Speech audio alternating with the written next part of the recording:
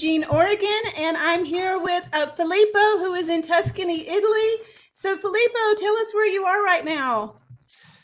Well, hi everybody. I am based right now on Elba Island, which is one of the 7 islands of the Tuscan coast, basically in front of, let's say, south 50 miles south from Pisa, where is the leading tower. So still in Tuscany, but in the middle of the Tyrrhenian Sea. Oh, I've Yes. been to, I may not be saying this correctly, but Viareggio? Viareggio, yes, it's a little bit north from Pisa. I am a little bit on the south, just in A front little of bit on the beautiful, south. yeah, let's say on the Tuscan coast is the area where the so-called Maremma is located in the province of Grosseto, and higher on the northern part of Maremma is the so-called Etruscan coast, where the Etruscan used to live. Oh, And it's so Elba is beautiful one there. of the islands. Yes, absolutely. Yes. Yes. Okay, so we'll talk a little bit about the broadcast and how people can find us, and then we will go back into your education and more about you. Okay, so Time to Wine is a live broadcast, and it is on the first, the second, and the fourth Monday of the month, and it features experts in wine, social media, leadership, and marketing. And I have a second broadcast, which is Friday at 11 a.m. It's a YouTube interview, which we're doing right now. And these are pre-recorded because I have friends in all different time zones, including in New Zealand and Australia, where there's a 16-hour time difference. So it's very difficult to find a mutual recording time and broadcast time.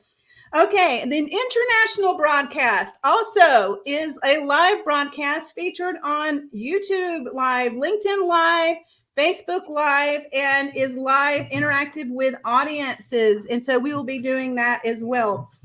Filippo is from Tuscany, Italy. He does wine tours with international clientele in Italy, and he's also an independent wine writer and has developed partnerships with international magazines.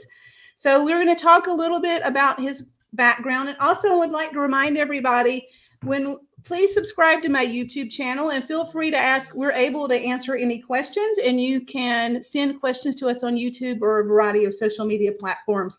Okay, Filippo, tell us about your educational background. And Filippo's drinking wine right now.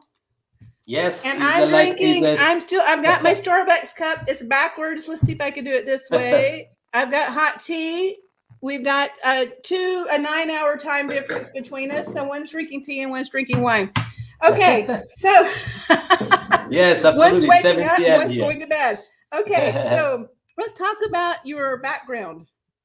Well, the background started quite 30 years ago, because I've been graduated in a hotel and tourism business at the University of the Faculty of Economic in Florence, and at that time I had the chance to study, but also to travel for learning languages. I do speak English, but also French and German, because I live in Germany as well, in Munich.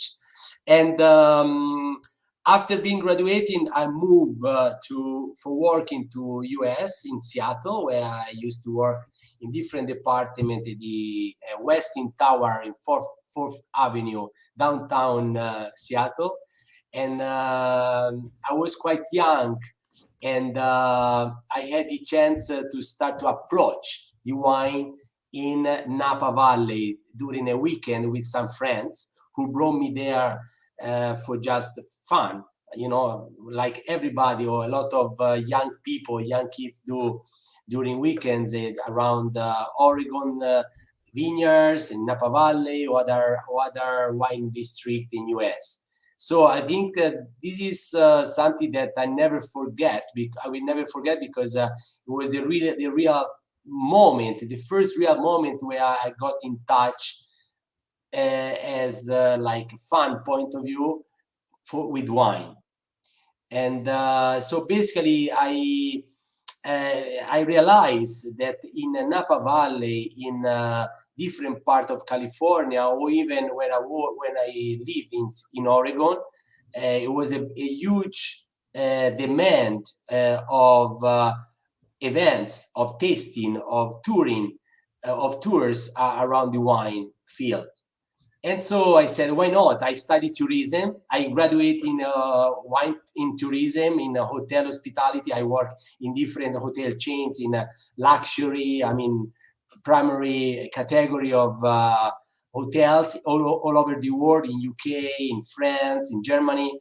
And coming back to Italy, I thought I could start to look at around me and evaluating if it was possible to transfer the idea that I saw, the business concept idea that I saw in Napa through in Tuscany, my land. Yes, my regions. Oh, so you were actually, where were you in Oregon? Well, I live in Seattle. I live nearby, in between Seattle and Spokane, nearby Idaho, nearby, all this area. But I had the chance to travel through Oregon. I was engaged with an American girl who brought me around, British Columbia one time, another weekend to Napa Valley, another weekend to Vancouver, another one during my stay there to Oregon. So I had no idea what was going on with the wine, in the wine business at that moment, because I had just finished my graduation. I had no clue what to do exactly. I knew that I want to become a general manager in a hotel, but I had no idea that business could be around wine traveling and so connected to the wine. And I think I told you, I live in the Willamette Valley. So I live in Eugene, Oregon, and I am moving to Seattle. So, Yeah, hey. Yes, this is great chance, to talk with you about this, because it's quite a lucky time to share this the experience of this beautiful city, and I will never forget this, for sure. So yes. Okay. And I've been to Italy 12 times, so I'm still not finished. Well, it's a little country, but is rich of attractions in terms of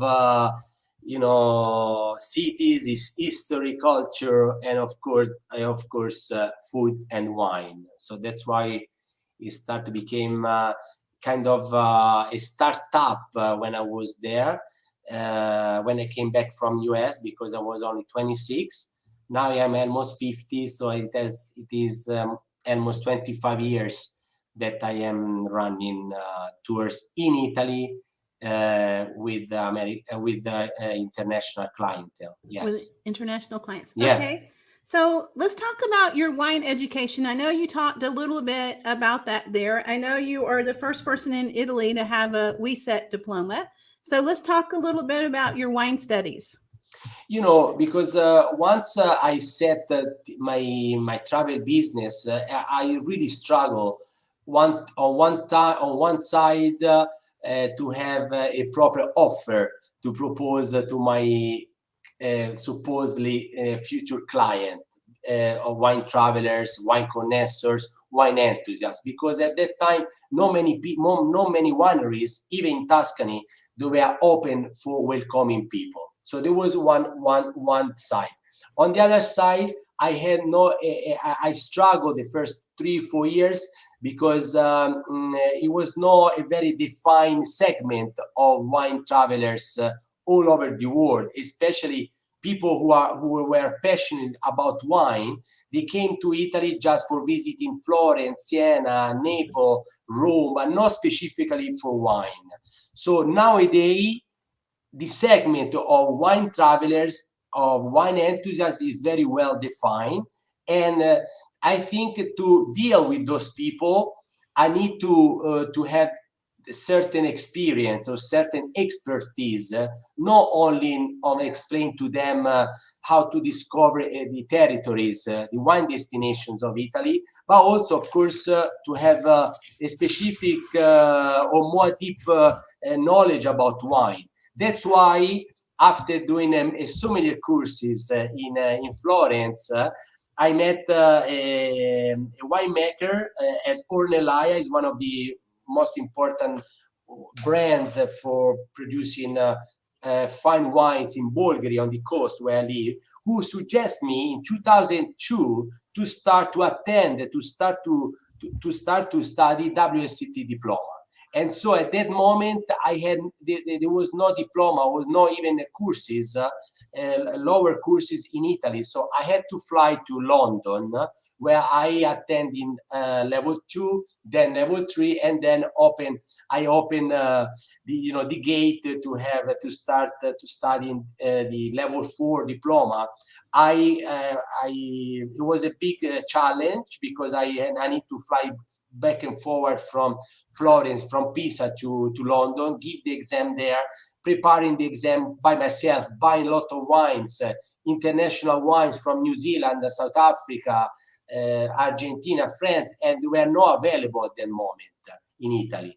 So it was very hard. But finally, in 2006, I achieved my goal and I got the diploma. And since that date, my business, also my profession, exploded completely and boost in all over. I mean, in different parts of the world. So now that's why now I am also dealing with international clientele who contact me not through internet but through personal contacts or networking in the wine business, because it's where the majority of my visitors are from.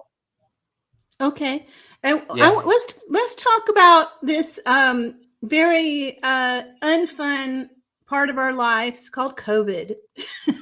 Yes, yes. We've all signed up for this challenge, I think. So here on this side, so we went from the part where everybody was scared and we didn't know what was happening and all the businesses closed, to this evolution where we are now. And I think part of the evolution here is I had 2 vaccines, and then I had the booster, and then I got COVID.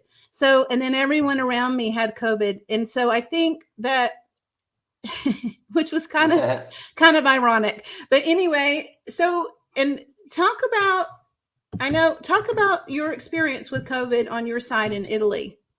Well, on one side, by the way, I got also 3 vaccine, and I got also 2 times COVID, by the way. So now everybody is used to deal with COVID, especially in the Western countries.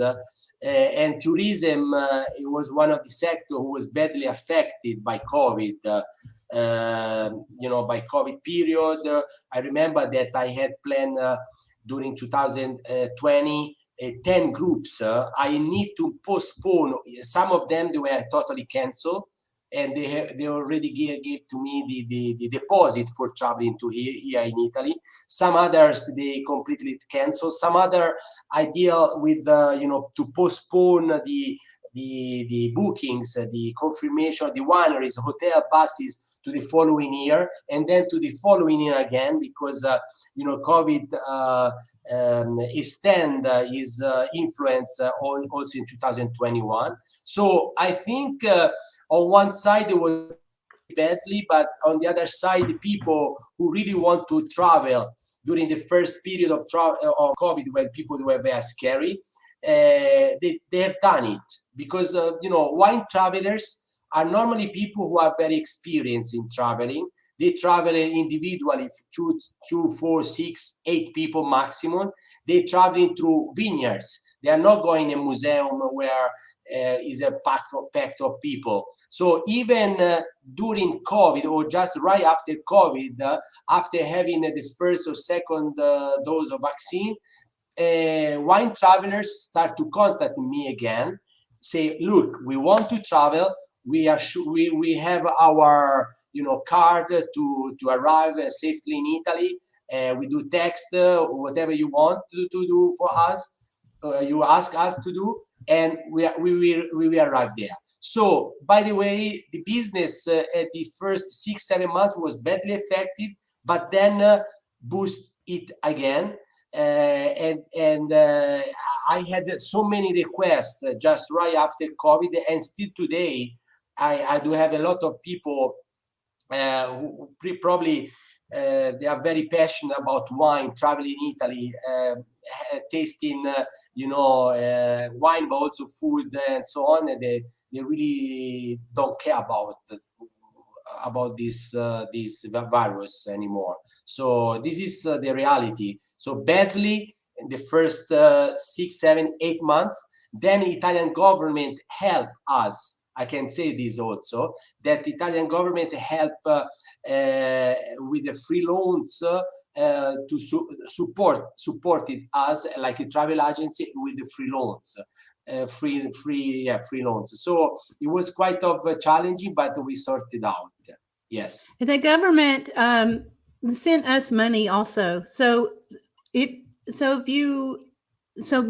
was called I can't even think of what it was called. The government sends some of your taxes back is what happens, and they give it to you in hardship situation when there's things going on, and they'll send your taxes back to you, which is nice. It'd be nice if we could keep them to begin with. Yes, taxes, exactly, but anyway. Exactly. But we got some of it back. But then we get taxed on the money that we get back.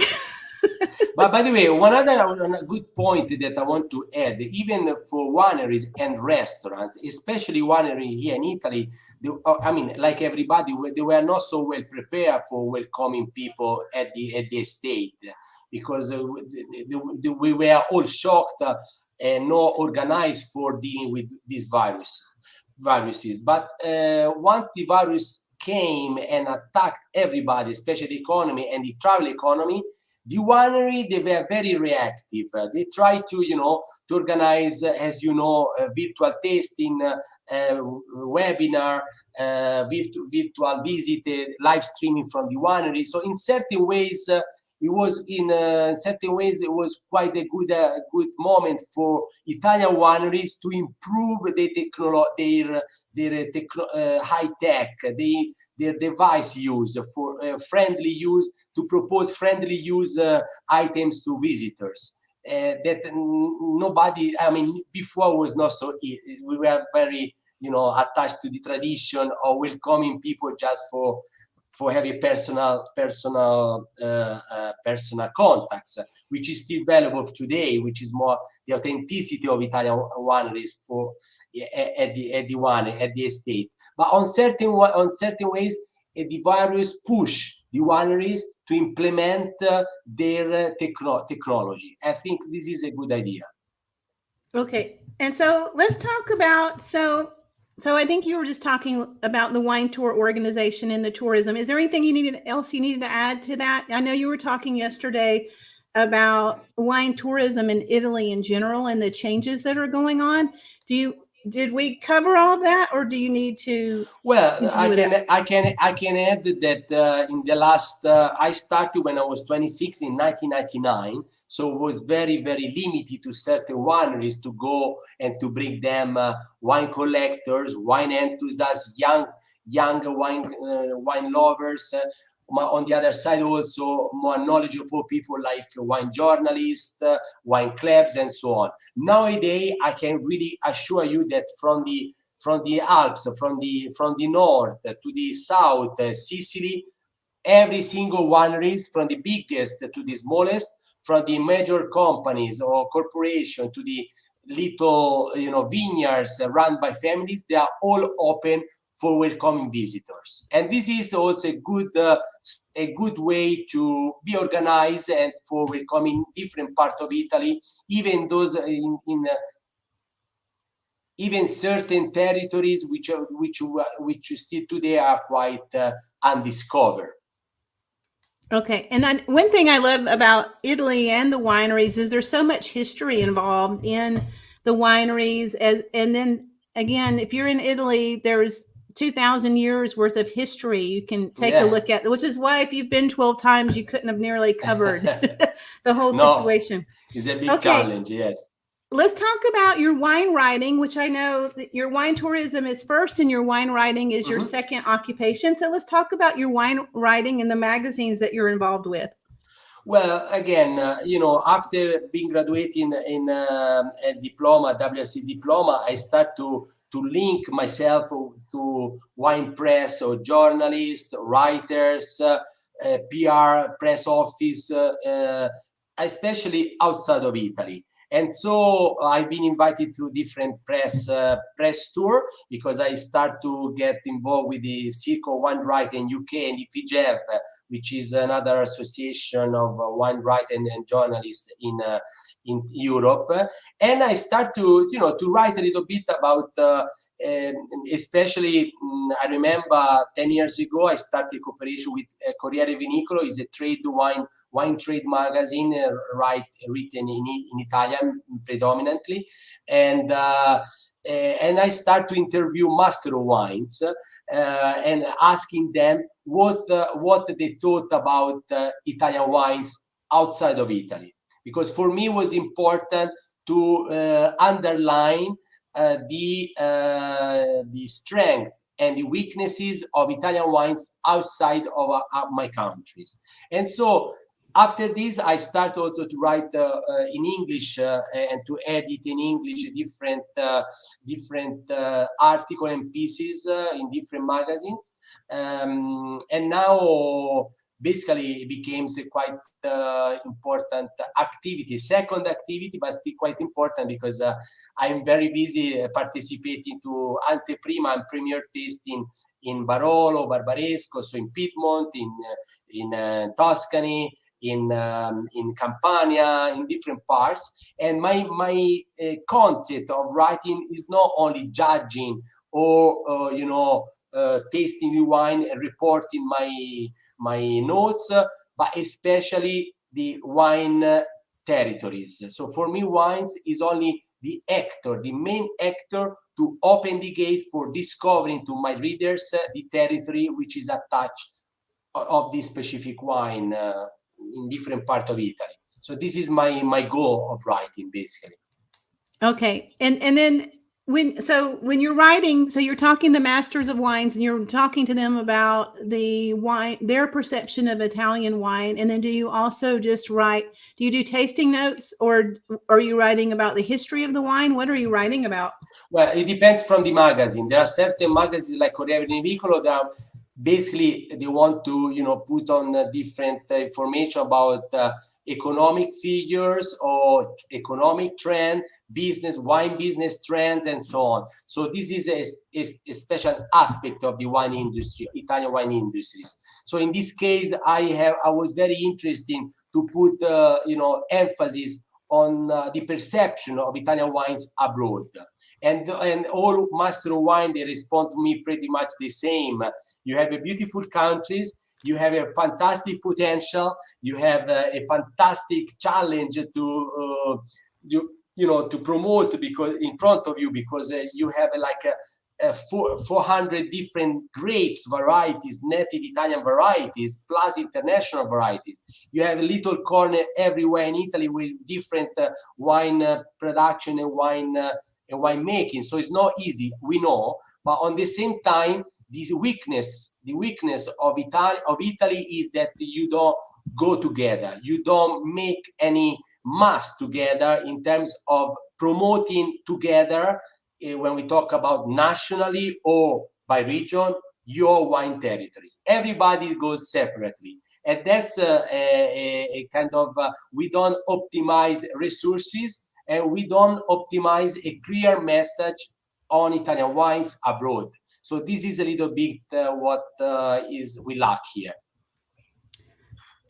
Okay, so let's talk about things to see and do in Tuscany. And I'm aware that could go on for years, but but some of your, maybe some of the wineries that you recommend. Also, let's talk, before we do that, why don't you talk about the wine you're drinking on your side? Well, actually, I have a very, sorry, We can do wine tastings in video too. Okay. Pecorino wine, a very easy approaching, easy drinking white wine from Abruzzo. So the grape is called pecorino, like sheep, small sheep. And Terre di Chieti is a town of Abruzzi, and I think is is quite quite aromatic, but not predominantly complex, because of course it is a summertime wine. And this is is what I am looking for when I try to propose wine tours and how to discover properly my countries. As you said, it's not very easy. When people arrive in Italy for wine, they want first of all visiting Tuscany, because in Tuscany we have not only the wine, we have Florence, we have Siena, we have San Gimignano, we have many historical country villages and towns famous all over the world. Then they switch to Piedmont, because Piedmont is the land of Barolo, Barbaresco, these austere, aristocratic or austere wines. Eventually, you want to visit those vineyards when the white truffle season is on. But of course, now my clientele became more and more knowledge that Italy is composed by 21 regions, and so each of them is a particularity things. If you did you cut off? Did you finish? I thought I could. No, I thought the video stopped. Okay. Yes, I think all of I was working in Siena, and what I found during the polio, so I found if you're in Siena, it's like being in the middle of Disney World. There's just continual drums. It was like, oh, this is hard. Yes. It's hard to get up and work. Yes. Okay. Filippo, how do people find you? So if they want to go on a tour or they're interested in having you write for their magazines, how do people find you? I do have a website. My personal website is www.filippomagnani.it, like Italy, or my company name is Fufluence, www.fufluence.com. Fufluence was the Etruscan god of wines, and that's why is the name of my company. And then I have I am on social, so it's simple to have a tag with Filippo Magnani Wine, and I will be very pleased to answer to many questions or many comments or many requests that everybody has for Italian wines, for traveling to Italy, but also for having a nice chat together, eventually with a glass of Sangiovese from Tuscany when they come here. Oh, this sounds so wonderful. Okay, well, I'll talk a little bit about the broadcast again and where to find us. So first of all, you can find me on Twitter, Instagram, Pinterest, LinkedIn, Facebook, and Facebook Live. I'm also working on, I believe I'm going to be starting a podcast, and that will be on Apple. Or Spotify. So I will be working on that soon. And you can find us under hashtag Time to Wine or on my various social media platforms, as well as YouTube right now. Okay. And again, this broadcast I have a broadcast that's the second and fourth Monday of the month at 9 a.m. This broadcast will be on a Friday at 11 a.m. Thank you so much, Filippo. Ciao to you in Italy. Grazie. Grazie a lei. Okay. Everybody. It's our tea. Ciao. Our tea and Ciao. our wine. Thank you so much. Ciao.